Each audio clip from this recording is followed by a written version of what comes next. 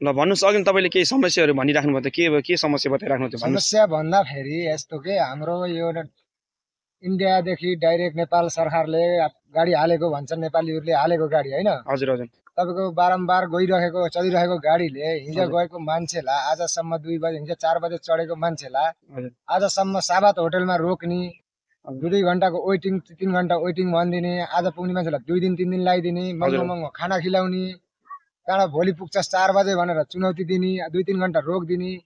यो के कारण हो? हाम्रो नेपाल सरकारको कमजोरी हो कि हाम्रो भारतको उसले नहेरेको कि रोक्का घराएको कि कोही गाडीको प्रुफ नभएको के कारणले यस्तो गरौ भन्न खोजेको। एमा तपाईको त्यहाँ खानाको नि के कमजोरी छ भन्ने कुरा धेरै सिकिरहेको छ, के कुरो तिम्रो चाहिँ? खानाको कमजोरी भन्दा अब 2-3 दिनको बासी खाना, एक दिनमा एक साग खाने, यो बिमारी भएछ, बच्चा मान्छे बिमारी भइरहेछ, बाटामा खुरी खेलेछ भन्छ, बाहिर जान डर छ, यताउति गर्नला हामी के गर्ने भनेर गाडीमा बसिरहेछ, फोन गरेछ, कन्ट्याक्ट गर्छ, हामी यस्तो भयो बिचल्ले पर्यो भनेर गुनासो गरिरहेछ। नेपाल सरकारले हेर्दिने कि अब तपाईँ डेली अब आउने जाने गरिराख्नुहुन्छ, भारततिर आउने जाने भइरहेको छ तपाईँको? म धेरै जस्तो बाटोमा हिँडिरहेको हुन्छु कि, गाडी अनलाइन गाडीमा धेरै जस्तो हिँडिरहेको छु। पैसा हालेकै छ, मान्छेले 1700-1800 लगानी लाग्छ, 400-500 जाने बाटामा, रेलमा 300-400 गइन्छ, बसमा यत्रो महँगो भाडा लागिरहेछ, र पनि सुखले जान्छु भन्दा हिजो गएको मान्छेलाई आज 4 बजेसम्म किन नगएको? तपाईँको बाटोमा जाँदाखेरि के समस्याहरू तपाईँले चाहिँ झेल्नु पर्ने हुन्छ? बाटोमा जाँदाखेरि बाटोमा जाने, मुडामा बस्ने, भनेको सिट नपाइने, तोकेकोदेखि बाइक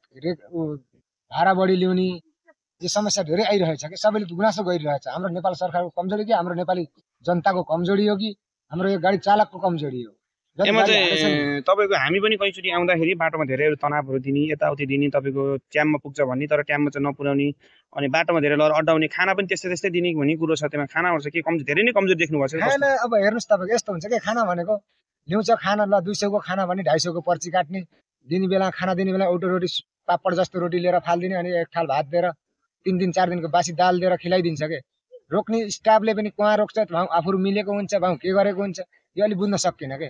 त्यसमा चाहिँ भनेपछि धेरै गुनासो गरिदिनु, मैले आग्रह गरेको छु सबै युट्युब च्यानलहरु हेरिदिनु होला, सब्स्क्राइब गरिदिनु होला, यो राम्रो हो कि नराम्रो हो भनेर सबैलाई भन्दिनु। मैले तपाईको यो गुनासो माथिसम्म पुर्याउने कोसिस गर्छु, नभए नेटमा हालेर मैले एकदमै ठाउँसम्म पुग्ने कुरा गर्छु। तपाईको भने खोजेको इन्डियामा आउने जाने बाटोमा धेरै नै गाह्रो छ, लापरवाही छ, धेरै लापरवाही छ। हामी पनि आउँदै कहीबारी आउँदाखेरि धेरै नै गाह्रो भएको छ। हामी कहीबारी भनेको रेट बाहिर बढी बढ्न माग्ने, यहाँले यति भन्ने रेट, उहाँ दादा यति बढाइदिने, खाना धेरै नै दिन्छ सिद्धिन्नस् भन्ने, त्यस्तो पनपक्ष गर्ने के। बीचमा भन्न खोज्छ तर दादागिरी पनि जस्तो देखिन्छ। त्यही त हो नि दादागिरी भनेको, बोइला रेट बोल्ने एउटा, दिने बेला एउटा दिने, हजुर हजुर, माग्ने बेला एउटा माग्ने, त्यही त हो नि दादागिरी। तपाईको यस्तो पनि छ, तपाईको बाटोमा आउँदै गर्दा मैले सुनेको तपाईको एसी छ भनेर तपाईको बाटोमा एसी पनि बन्द गर्ने जस्तो एसी बन्द, एसी त चालु गर्दिन, मोबाइल चार्जिङ बिचारा घर आउने हो कि कुन ठाउँमा पुग्ने जाने घर हो कि यहाँ इन्डिया कुन ठाउँमा आउने, त्यसमा चार्जर लाउने व्यवस्था तक छैन के। तपाईको टिकट काट्दै जाँदाखेरि तपाईको चाहिँ एसी वाला हो, चार्ज सब लाउन मिल्छ, वाइफाई छ भन्ने कुरो गरेर यताउति गरिन्छ। तपाईलाई खाना बस्न फेरि बडा मुडा उसमा सुतेर जानुलाई, सोफा सेटमा सुतेर जानु होला, यताउति भन्ने, जाने बेला मुडा बस्न नपाउने छ कि मान्छे जनता। यस्तो भइरहेछ,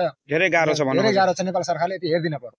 नेपाल सरकारले भन्दा नि नेपाल समितिको इन्डिया वाला, इन्डिया टु नेपाल गर्नेले एमा चाहिँ एकदम ख्याल दिनु पर्यो। तपाईको गुनासो यति छ, यति मेरो गुनासो, यति माथिसम्म पुर्याइदिनु होला, आग्रह छ। ओके।